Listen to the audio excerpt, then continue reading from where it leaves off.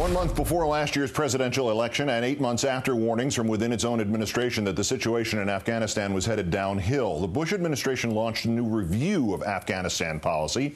Yet now, with a long list of Afghanistan war malfeasances under its belt, that government's loudest refugee, Dick Cheney, attacks President Obama again. And in our third story in the countdown, he accuses the president of dithering on Afghanistan.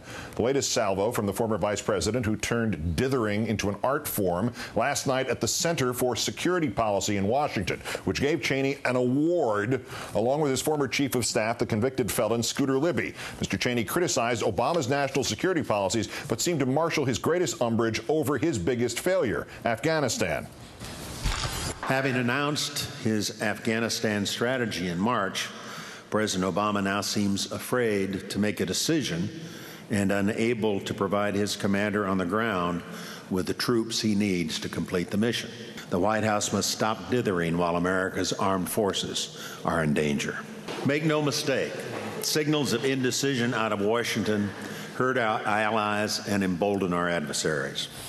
Since it is a fact that Afghanistan's previous top commander, General David McKiernan, had submitted a request for more troops to then-President Bush, a request that went denied, the White House hit back today through its press secretary, Robert Gibbs. It's a curious comment given, I think it's pretty safe to say that the vice president was for 7 years not focused on Afghanistan. Even more curious given the fact that a increase in troops sat on desks in this White House, including the vice president's, for more than 8 months. A resource request filled by President Obama in March.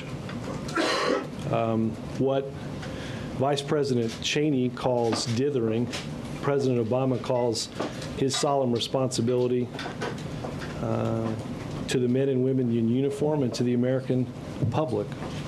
I think we've all seen what happens when somebody doesn't take that responsibility seriously. And the Obama administration had to start its Afghanistan policy from scratch, according to White House Chief of Staff Rahm Emanuel, a point which reportedly infuriated certain former Bush officials, including Mr. Cheney. With other failures, like former Defense Secretary Rumsfeld in attendance, Mr. Cheney said that the Bush administration had given the Obama transition team its Afghanistan review and agreed with the Obama team's request to keep it quiet. But after the Bush administration screwed up the effort in Afghanistan, perhaps Obama's team thought it best to perform its own assessment. After all, the chairman of the Joint Chiefs testified in December of 2007, quote, "In Afghanistan, we do what we can. In Iraq, we do what we must. Our main focus militarily in the region and the world right now is rightly and firmly in Iraq." A year later, the draft national intelligence estimate, still under President Bush, had confirmed what many experts already knew, except the idiots inside the White House. Afghanistan was in a downward spiral. The NIE's conclusions represent a harsh verdict on decision-making in the Bush administration. And this postscript, the breathless coverage of Cheney's newest critique, was covered before he gave that speech by Fox News, which had received an exclusive advanced transcript of the Cheney speech. That's what happens for outlets that are media arms of the GOP. Let's bring in Washington Post associate editor, Pulitzer Prize-winning columnist, and MSNBC political analyst Eugene Robinson. Gene, I haven't seen you in forever. How are you? It's great to be here, Keith. You know, it has been a long time since you and I were both on this broadcast at the same time. Yes, it's great to see you. Yeah. Well, we could spend an hour cataloging the warnings about Afghanistan during the latter years of the Bush administration. Former Secretary of State Rice, Defense Secretary Gates warned about it in February of last year, 2008. On the Obama side of the ledger, though, the president approved a troop increase in March. He's considering another. With that kind of pile of evidence running against him, what was Mr. Cheney trying to achieve? Do you have any idea? I thought about it, Keith. Maybe he was just trying to make us all realize how much we missed him. It makes absolutely no sense. This is the man who is perhaps most responsible for our having abandoned the Afghanistan mission, turned to the utterly irrelevant and unnecessary Iraq mission, and allowed Afghanistan to slide into the parlous state that the Obama administration now finds defines it. The idea that he could criticize anyone on Afghanistan strategy and then suggest that, oh, well, the Obama team should have just taken the Bush administration's wisdom about the place. Well, you know, they didn't have much wisdom about the place, and anyone with half a brain would have done their own assessment, since the Bush team, frankly, screwed it up. Yeah, it seems to me that if it were open, psychotherapists would bid high money for the rights to analyze Mr. Cheney in public on these issues that he himself screwed up so much. But maybe we should have asked this larger question first. Why is anybody still listening to this man on this or any related field?